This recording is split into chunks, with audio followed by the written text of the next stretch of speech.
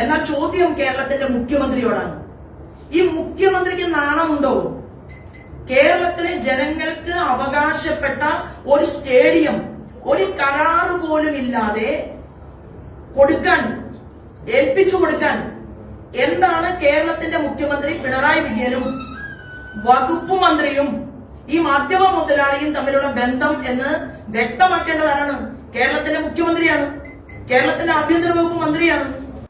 മുഖ്യമന്ത്രിക്ക് നാണമുണ്ടോ എന്ന് ചോദിച്ചിരിക്കുകയാണ് ശോഭാ സുരേന്ദ്രൻ. മെസ്സിയെ കൊണ്ടുവരാമെന്ന് പറഞ്ഞ് മരംവെട്ട് കേസിലെ പ്രതി സർക്കാരിനെയും ജനങ്ങളെയും പറ്റിച്ചതിൽ നിയമ നടപടി എടുക്കാത്തതിലാണ് ശോഭാ സുരേന്ദ്രൻ ഈ ചോദ്യം ചോദിച്ചത്.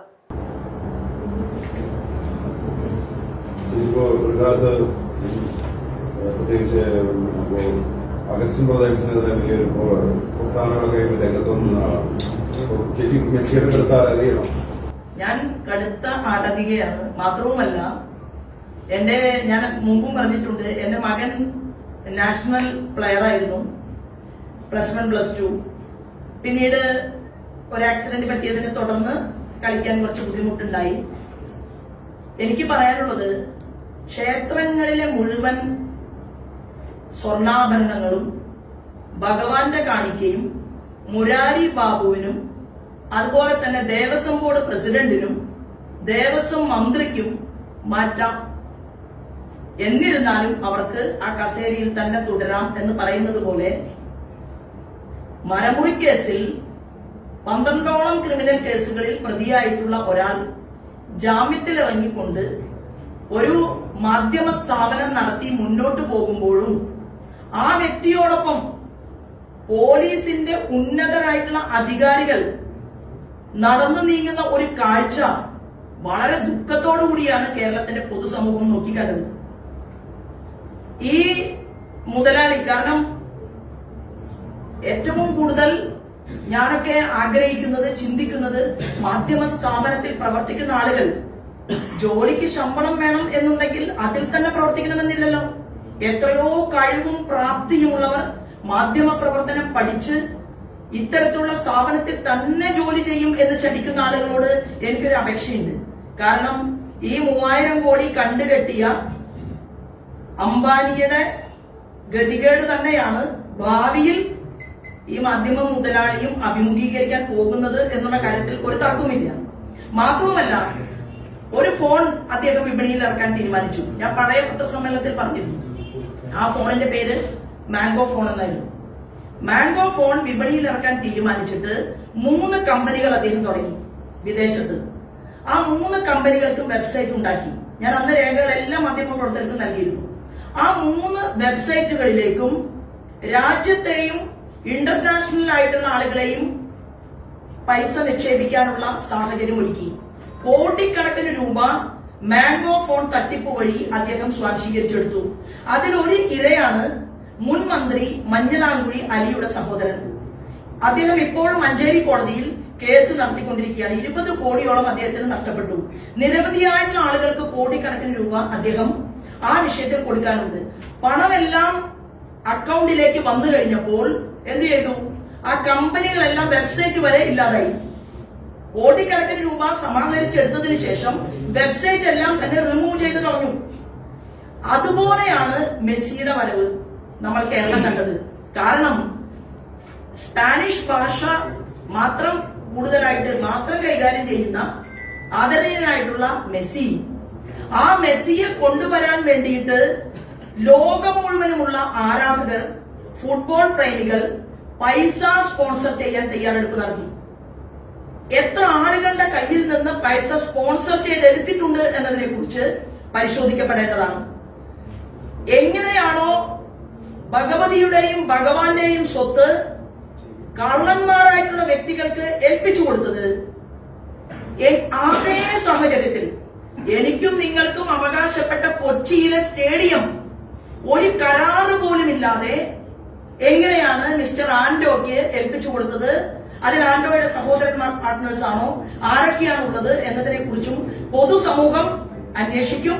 തീർച്ചയായിട്ടും ഇതിന്റെ നാൾവഴികളിലൂടെ ഒരു സാധാരണക്കാരിയായിട്ടുള്ള ഞാനും അന്വേഷണം ഒക്കെ ചെറിയ രീതിയിൽ, കാരണം ഞാൻ അങ്ങനെ വലിയ ഇംഗ്ലീഷ് സ്കൂളിലല്ല പഠിച്ചത്, CBSE സിലബസ് ഒന്നും പഠിച്ച ആളല്ല. ഒരു സാധാരണക്കാരി, പാടത്തൊക്കെ പണിയെടുത്ത് കഷ്ടപ്പെട്ട് അങ്ങനെ കയറി വന്ന ഒരാളാണ്. അപ്പോ എന്നാലും എന്നെ കൊണ്ടാവുന്ന രീതിയിൽ 10-30 കൊല്ലത്തെ ഒരു എക്സ്പീരിയൻസ് ഒക്കെ ഉണ്ടല്ലോ. അപ്പൊ നമ്മളും കുറച്ച് ഇങ്ങനെ അതിന്റെ പിറകിൽ യാത്ര ചെയ്യുന്നുണ്ട്. അതിലുപരി ഞാൻ മാധ്യമ സുഹൃത്തുക്കളോട് ഒരു കാര്യം പറയുകയാണ്. ഞാൻ എന്നെ വേട്ടയാടിയപ്പോൾ, എന്നെ വേദനിപ്പിച്ചപ്പോൾ എനിക്ക് 10,000 തന്ന് സഹായിച്ചവരും 25,000 തന്ന് സഹായിച്ചവരും 1,00,000 തന്ന് സഹായിച്ചവരും ഒക്കെ ഈ കേരളത്തിന്റെ പൊതുസമൂഹത്തിനകത്തുണ്ട്. എന്നാൽ 100 രൂപ പോലും ഞാൻ 9 തെരഞ്ഞെടുപ്പുകളിൽ മത്സരിച്ചിട്ട് ആവശ്യപ്പെടാത്ത ഒരു വ്യക്തി ഒരു മാധ്യമ സ്ഥാപനത്തെ ഉപയോഗിച്ച് എന്നെ വേട്ടയാടി എന്നെ അപമാനിക്കാൻ പരിശ്രമിച്ചപ്പോഴും ഞാൻ നേരെ തൃശ്ശൂരിൽ നിന്ന് പോയത് ഡൽഹിയിലെ സുപ്രീം കോടതിയിലേക്കല്ല. ഞാൻ തൃശ്ശൂരിൽ നിന്ന് പോയത് ഗുരുവായൂരിലേക്കാണ്. എന്റെ സുപ്രീം കോടതി ഗുരുവായൂരപ്പനാണ് എന്ന് വിശ്വസിച്ചുകൊണ്ട് ആ സുപ്രീം കോടതിയിലേക്ക് നടന്നുപോയി. എന്റെ സുപ്രീം കോടതിയിലേക്ക് ഞാൻ നടന്നുപോയി. ഞാൻ അവിടെ ഒരു അപേക്ഷ സമർപ്പിച്ചിട്ടുണ്ട്. ആ അപേക്ഷയ്ക്ക് ഒരു റിസൾട്ട് കൂടി ഉണ്ടാകാൻ പോകുന്നുണ്ട് എന്ന് മാത്രമേ ഇപ്പൊ അതിനെ കുറിച്ച് ഞാൻ പറയുന്നു. ഈ അഗസ്റ്റിൻ ബ്രദേഴ്സിന് ഈ ചാനൽ തുടങ്ങാൻ വേണ്ടി എങ്ങനെയാണ് BJP, പ്രത്യേകിച്ച് കേന്ദ്ര വാർത്താ വിതരണ മന്ത്രാലയത്തിന്റെ ലൈസൻസ് അത് BJP മറുപടി വേണ്ടല്ലേ? അല്ല, ഞാൻ പറഞ്ഞല്ലോ, ഇപ്പോ അവരാണ് ആ രേഖ മുന്നോട്ട് വെക്കേണ്ടത്. ROCക്ക് കൊടുത്ത പരാതി ഇപ്പോൾ എവിടെ എത്തി നിൽക്കുന്നു? ROCയുടെ മുന്നിൽ നിന്ന് കൃത്യമായിട്ട് ചാനലിന്റെ പേര് മാറ്റാൻ സാധിച്ചിട്ടുണ്ടോ? നികേഷ് കുമാറുമായിട്ട് ആ ചാനലിനുള്ള ബന്ധം അവസാനിച്ചുവോ? ഇത് ഉത്തരം പറയേണ്ടത് ഞാനല്ല. കേന്ദ്രത്തിന്റെ ഉന്നതരായിട്ടുള്ള ഏജൻസികൾക്ക് മുൻപാകെ വിവിധങ്ങളായിട്ടുള്ള ആളുകൾ കൊടുത്ത പരാതികൾ നിലനിൽക്കുന്നുണ്ട്.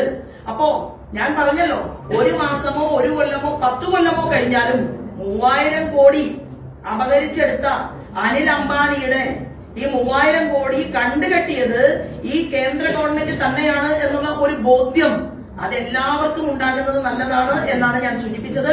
ഇപ്പോ ചൊറിഞ്ഞ് സംസ്ഥാന പ്രസിഡന്റിനെയും ചൊറിഞ്ഞു. അപ്പൊ സംസ്ഥാന പ്രസിഡന്റിന്റെ ഭാഗത്ത് നിന്ന് എന്തുണ്ടായി? ഭാരതീയ ജനതാ പാർട്ടിയുടെ എല്ലാ നിയോജക മണ്ഡലത്തിലെയും വിവിധങ്ങളായിട്ടുള്ള ആളുകൾ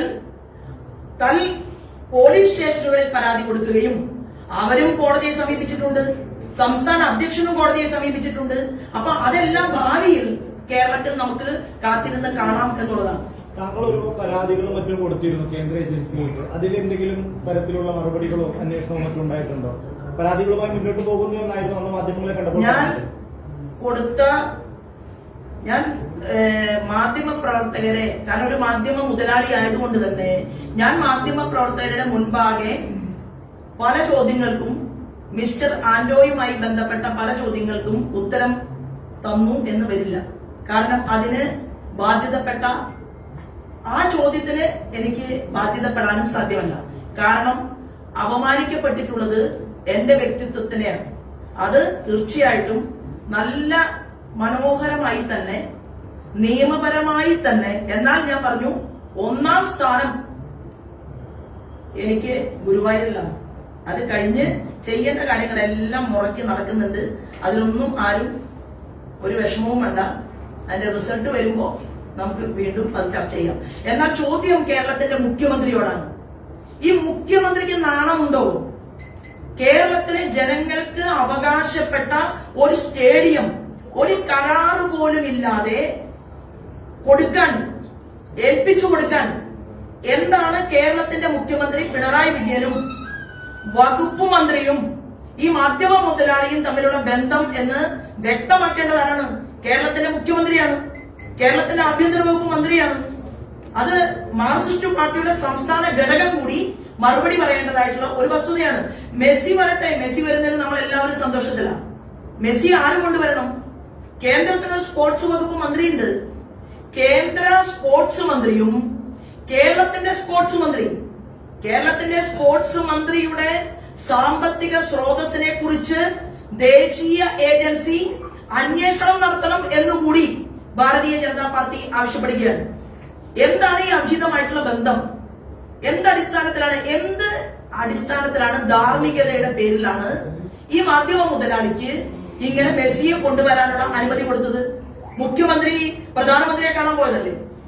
പ്രധാനമന്ത്രി എത്രയോ തവണ കണ്ടതല്ലേ? കേരളത്തിൽ മെസ്സിയെ സ്നേഹിക്കുന്ന ആരാധകന്മാരുള്ള നാട്ടിൽ, ഫുട്ബോൾ പ്രേമികളുള്ള നാട്ടിൽ മെസ്സി വരണം എന്നുണ്ടെങ്കിൽ എന്തുകൊണ്ട് സ്പോർട്സിന്റെ മന്ത്രി ഒരു കത്ത് മുഖ്യമന്ത്രിയെ ഏൽപ്പിച്ച് ആ കത്ത് മുഖ്യമന്ത്രി ഇന്ത്യൻ പ്രധാനമന്ത്രിക്ക് ഹാൻഡ് ഓവർ ചെയ്യില്ലേ? ചെറുപ്പക്കാരുടെ യുവതയുടെ സമ്മേളനത്തിൽ പങ്കെടുത്ത ആളാണ് ഇന്ത്യയുടെ പ്രധാനമന്ത്രി. യുവാക്കൾക്ക് ഏറെ ഇഷ്ടമുള്ള ഈ സ്പോർട്സിലേക്ക് അന്യരാജ്യത്തു നിന്ന് ഒരാൾ വരണമെന്ന് പറഞ്ഞാൽ തീർച്ചയായിട്ടും അതിനെ ഇന്ത്യൻ പ്രധാനമന്ത്രി അംഗീകരിക്കാതിരിക്കുമോ? എന്നാൽ ആര് കൊണ്ടുവരുന്നു, എന്തിനു കൊണ്ടുവരുന്നു? ഇല്ലാത്ത മാംഗോ ഫോണിന്റെ പേരിൽ കൊണ്ടുവന്നതുപോലെ ഇങ്ങനെ കൊണ്ടുവരാൻ വേണ്ടി എന്ത് പരിരക്ഷയാണ് അദ്ദേഹത്തിനുള്ളത്? ഇതിന് മറുപടി പറയേണ്ടത് സ്പോർട്സ് മന്ത്രി മാത്രമല്ല, കേരളത്തിന്റെ മുഖ്യമന്ത്രി കൂടിയാണ്.